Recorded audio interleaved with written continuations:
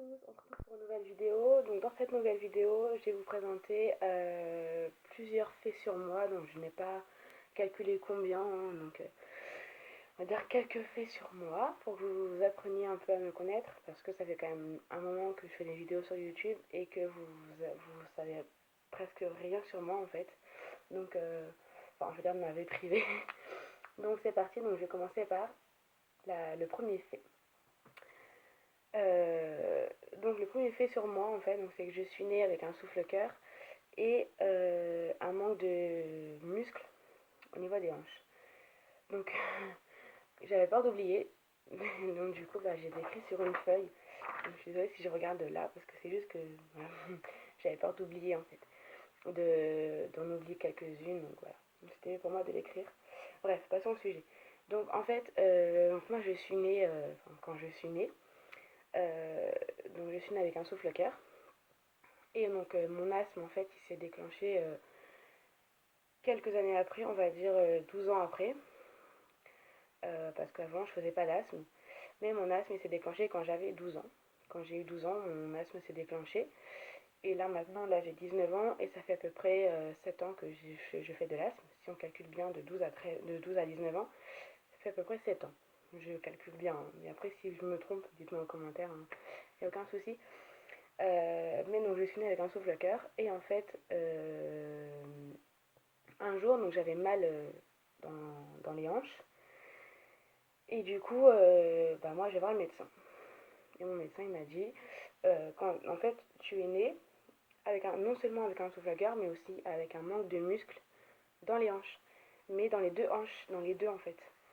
Et en gros il faut que tu fasses du sport pour que tu récupères du muscle, enfin bref voilà. Et en gros, voilà. Donc en fait, mon médecin il m'a dit que j'aurais tout le temps mal, toute ma vie en fait. J'aurais toute ma vie mal aux hanches parce qu'il me manque du muscle. À part si jamais, admettons, dans le futur, je fais du sport et que je récupère le muscle qui me manque. Mais sinon, si je récupère pas, enfin, si je récupère pas le muscle, enfin les muscles qui me manquent au niveau de mes hanches, j'aurais tout le temps mal en fait. Donc voilà. Donc c'est un fait qui est bizarre sur moi, mais franchement, j'assume vraiment parce que voilà quoi. En même temps, je peux que assumer et en même temps, je peux que avancer avec parce que je suis comme ça et voilà quoi. Voilà. Ensuite, donc deuxième fait sur moi, donc je suis hyper active. Donc on ne dirait pas comme ça. Pour les personnes qui me connaissent en dehors de YouTube, ils vont se dire mais c'est pas possible, tu peux pas être hyper active, je te connais, t'es pas comme ça. Si, en fait je suis hyper active. En fait quand j'étais à l'école, ça se voyait pas en fait. J'essayais de faire tout pour pas enfin, que les gens ils le voient en fait, je le cachais on va dire. Voilà, à l'école je le cachais, mais chez moi non parce que chez moi je m'en foutais en fait, il y avait personne chez moi donc je m'en foutais complètement. Mais ouais mais quand j'étais au collège, au lycée, je faisais tout pour pas que les gens pensent que je suis hyperactive. Je sais pas pourquoi. Je voulais pas que les gens ils le sachent en fait. Donc du coup, ce que j'ai fait, c'est que je le cachais un maximum de temps pour pas que les gens ils le voient. Voilà, c'est un fait sur moi.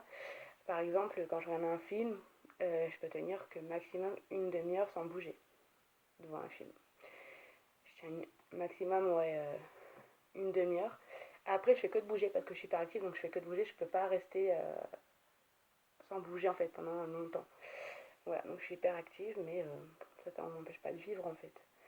Je me rappelle au lycée, quand j'étais en cours de sciences maths, et en fait, avec Monsieur Calio, je m'en souviens, et en fait, comme c'était des grandes tables, vous savez, là, les tables de sciences, donc c'est des tables qui sont très très hautes avec les chaises qui sont très hautes.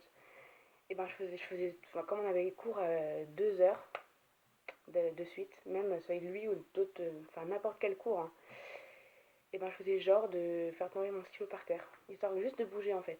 Parce que je tenais plus sur ma chaise, donc du coup je bougeais tout le temps sur ma chaise, tout le temps, tout le temps. Je faisais genre que je faisais tomber une gomme, un stylo, ma feuille, mon cahier, exprès pour bouger en fait, pour pas rester assis sur ma chaise. Voilà, c'est une petite anecdote que je faisais quand j'étais au lycée. Même au collège, mais un peu moins au collège. Au collège, c'était moins qu'au lycée, je trouve.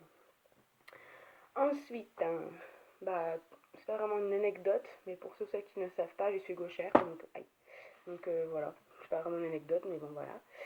Ensuite, troisième anecdote, ou fait sur moi, j'écoute de la K-pop. Et je danse de la K-pop. Donc voilà, donc moi j'avais...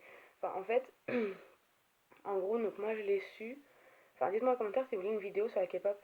Je vous en parle comment j'ai connu la K-pop, comment j'apprends à danser la K-pop, enfin tout ce que vous voulez, posez-moi des questions et je vous ferai une vidéo sur ça. Dites-moi en commentaire si vous voulez que je fasse cette vidéo et si vous voulez que je la fasse, bah, posez-moi des questions pour que je réponde aux questions de mes abonnés. Ça serait bien de faire ce genre de vidéo. Donc voilà, donc j'écoute de la K-pop. Ça fait à peu près, ça fait pas encore un an, voilà, mais bientôt un an on va dire.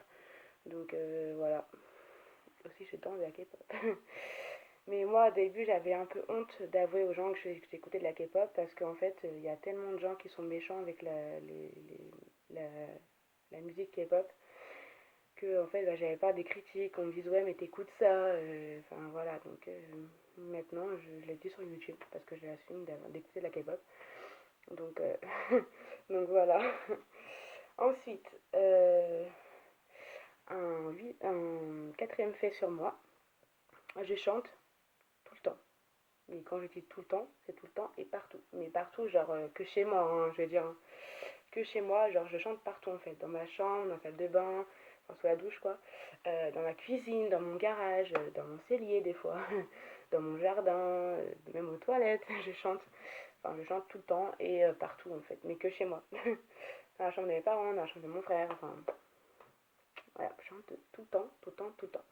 Ça y est K-pop, ça y est rap français, rap américain, Dajou ou n'importe quel chanteur, je chante tout le temps. Et je danse tout le temps aussi. Mais par contre, quand je danse, c'est toute seule. Parce que ça, quand même chanter, hein, j'arrive des fois à avoir un peu honte de chanter devant les gens, donc même ma famille, c'est pour vous dire. Donc voilà. Ensuite, donc il y a un fait que j'ai pas marqué, mais que j'aimerais bien mentionner. C'est on va dire un cinquième fait sur moi. J'ai participé à un casting pour The Voice en fait. Donc je vais pas vous, enfin j'ai pas, enfin j'ai une preuve que j'ai passé mon casting parce que en fait vous savez, enfin le numéro en fait quand tu passes un casting normalement t'as un numéro de passage et en gros bah en fait moi mon numéro je l'ai accroché sur mon armoire. Du coup là je peux pas vous montrer en fait la preuve donc mais j'ai vraiment participé au casting de The Voice. Donc ça s'est passé au mois de juin, enfin le 6 juin 2018. Ça s'est passé à Pont, il me semble. Et donc moi j'avoue quand même que je stressais beaucoup beaucoup pour ce casting, mais j'ai quand même mis 3 semaines avant de trouver une chanson qui pourrait me correspondre. J'ai cherché mais vraiment mais toutes les chansons que je pouvais trouver, hein. Chansons françaises, chansons américaines, bien sûr pas du rap, hein, bien sûr. Voilà, mais il n'y en avait aucune qui me correspondait. Et puis après j'en ai trouvé une. Mais en fait, je me suis fait recaler du casting, hein, voilà, donc j'étais un peu déçue de moi, mais bon, après, voilà, au moins, je me dis que par rapport à ma story time, je sais pas si vous avez vu ma story time, par rapport à ma story time, je trouve que c'est un effort, c'est un pas, on va dire, en avant que j'ai fait, et que bah, au moins, je me dis, même si je me suis fait recaler, même si j'ai pas été prise au casting, au moins, je l'ai fait, j'ai eu le courage de le faire. Donc pour toutes ceux ou celles qui veulent passer un casting de n'importe quel The Voice ou Nouvelle Star ou n'importe quel truc, même si vous faites recal ou vous n'avez pas assuré sur le casting, au moins dites-vous bien que vous le faites. Genre vous avez le courage de le faire. Parce que moi je me suis dit mais c'est de ma faute, j'ai pas réussi, j'aurais dû être mieux le faire et tout. Mais en fait, après je me dis qu'en fait je l'ai fait. J'ai eu le courage de le faire alors qu'on m'aurait demandé de passer un casting genre 3 ans, 3 non, ouais, 3 ans en arrière, je l'aurais pas fait. Par rapport au harcèlement que j'ai vécu, ouais, je l'aurais pas fait. Vraiment, je l'aurais pas fait. Donc là, j'ai eu le courage de le faire. Donc, mais si franchement, si vous hésitez à passer un casting, n'hésitez pas en fait, faites-le. Après, vous allez être fiers de vous. Moi, je suis fière de moi parce que je l'ai passé. J'ai eu le courage de le faire. Donc, voilà, bref, parenthèse fermée. Donc, j'ai passé un casting de chant. Voilà. Bon, bien sûr, voilà, je suis un peu déçue, je me suis fait recaler, mais au moins je me dis que je l'ai fait et que j'ai le courage de l'avoir fait. Voilà. Après, attends, on passe au sixième fait. J'ai fait donc un sport de combat, voilà, donc il y a longtemps. À ce moment-là, j'étais encore au lycée. J'en ai fait pendant 1 an et demi, donc je sais pas si vous connaissez, mais je pense pas que tout le monde puisse connaître. C'est du Yoseikan Budo. En fait, c'est un sport en fait, en gros, genre, c'est tous les sports de combat en fait qui existent mélangés en un seul sport, qui est le Yoseikan Budo. En gros, donc, dans ce sport, en fait, on retrouve donc, de la boxe française américaine, on retrouve du taekwondo, du judo, du karaté, on retrouve tous les sports de combat en un. Et en gros, bah voilà, franchement, c'est vraiment bien. Mais moi, j'ai dû arrêter parce que, en fait, j'avais peur enfin, pas du vide, mais, enfin, vous savez quand vous tombez en arrière pour des prises, et ben, en fait, on ne sait pas ce qu'il y a derrière. Et moi, en fait, j'ai peur de ça, de tomber et de ne pas voir en fait qu'il y a derrière moi. Donc, du coup, bah, j'ai dû arrêter par rapport à ça. Même c'était par rapport aussi à mon CAP, parce que comme je passais mon CAP à ce moment-là, donc j'avais des épreuves, tout ça, donc du coup, j'arrivais pas trop à être dedans dans, mon, dans le sport, alors du coup, bah, j'ai dû arrêter. Mais je regrette pas du tout d'avoir fait, hein, parce que j'ai mon diplôme. Bon, bien sûr, je l'ai pas sur moi, mais j'ai mon diplôme. Ensuite, septième fait sur moi, je sais même pas si on en est au septième, hein. J'adore les chaussures. Genre, en fait, moi je suis une addict aux chaussures. Il y en a qui sont addicts au maquillage. Il y en a qui sont addicts, je sais pas moi, aux vêtements. Bah, moi, c'est addict aux chaussures. Genre, il me faut tout le temps des chaussures en fait. J'en ai tout le temps. Genre, même n'importe quelle marque, hein, Adidas, Nike. Enfin, moi, personnellement, moi, c'est Nike que je préfère. Mais même pas, même des chaussures sans marque, hein, il me faut tout le temps des chaussures. Tout le temps. Genre, moi, si je m'écouterais, en fait, j'en achèterais tous les mois, en fait.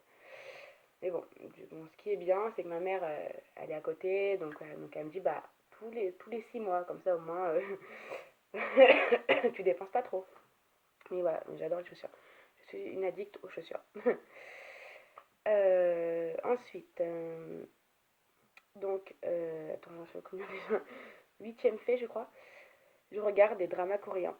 Voilà, donc je regarde des dramas coréens parce que parce qu'en fait j'aime bien en fait du coup par rapport à la K-pop, j'écoute enfin je regarde enfin comme j'écoute de la K-pop, donc du coup bah j'adore en fait les comment comment dire comment vous dire pour que vous compreniez mieux la culture coréenne en fait.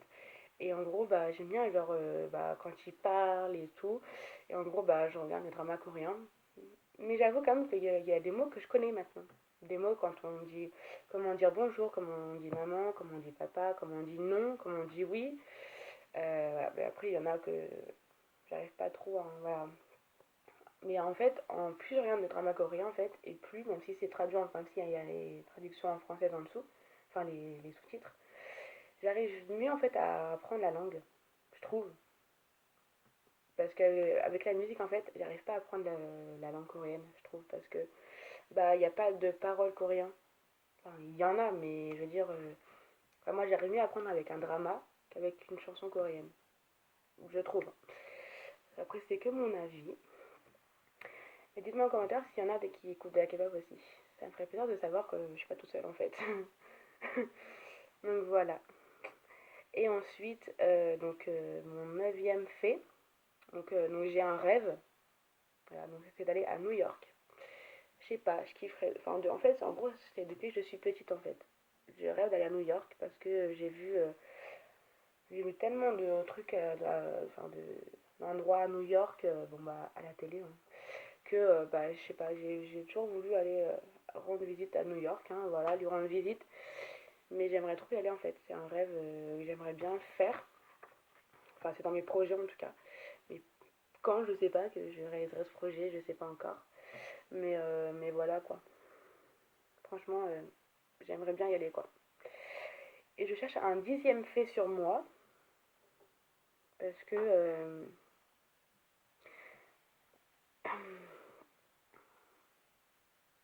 je cherche, attendez, hein. Non, je vois pas en fait de dixième fait sur moi, franchement, aïe. Franchement, je sais pas du tout. Euh, ouais, bah je sais pas en fait. J'en ai marqué un, mais en fait, je pense pas que ça vous intéresse en fait. Mais je vais quand même vous le dire, mais je pense pas que ça vous intéresse. En gros, donc comme dixième fait, en fait, j'ai failli pas avoir mon CAP. Parce que quand j'ai passé mon CAP, en fait, bah, j'ai eu le harcèlement, j'ai fait une dépression. Enfin, une dépression. Une petite dépression. Mais, euh, mais voilà, donc j'ai voulu arrêter mon CAP. Ma mère m'a poussé à continuer mon CAP. Malgré elle n'avait pas envie. Mais voilà, moi j'ai failli pas l'avoir. Ma mère n'aurait pas été là, je l'aurais pas passé mon CAP, je l'aurais pas eu. Donc voilà. Mais ma mère m'a vraiment poussé à le continuer. Donc du coup voilà. Et bon là je suis quand même fière de ma mère parce qu'elle m'a quand même poussé à être fière de moi parce que je l'ai eu au final. Mais voilà quoi. Donc voilà, donc j'espère que cette petite... Oh, mais j'arrive pas à parler aujourd'hui, c'est un truc de fou, je suis vraiment désolée, hein, j'arrive pas à parler. J'espère que cette petite vidéo vous aura plu, que vous appreniez un peu à me connaître. Après, si vous voulez d'autres vidéos sur ça, genre des faits sur moi que vous ne savez pas encore, que vous aimeriez bien savoir, je vous ferai une partie 2.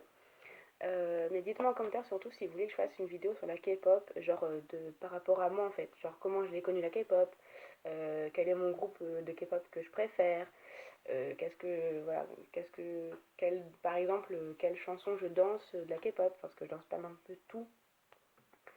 Donc dites-moi en commentaire ce que vous voulez savoir. Dites-moi en commentaire si vous voulez que je fasse cette vidéo et donnez-moi des questions pour que je puisse répondre à mes abonnés. Ça serait vraiment bien que je puisse vous répondre à vos questions. Et voilà. Donc j'espère que cette petite vidéo vous aura plu. N'hésitez pas à commenter, à me dire en commentaire si vous avez aimé cette vidéo. Quel genre de vidéo vous voulez que je fasse. Parce que j'ai encore plein d'idées. Je suis désolée. Mais et je vous laisse pour de prochaines vidéos. Bisous.